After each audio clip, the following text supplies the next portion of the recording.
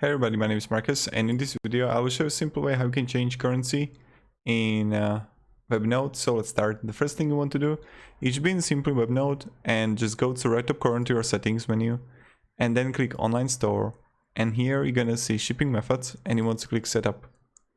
Now you can have options like US Postal Service, DHL, or like new shipping method, right? Free shipping if you want to,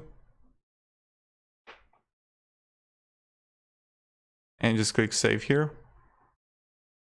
And like you can also choose it here that if the price is going to be above, someone can choose free shipping.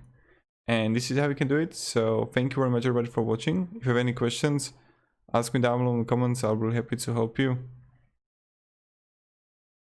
And yeah.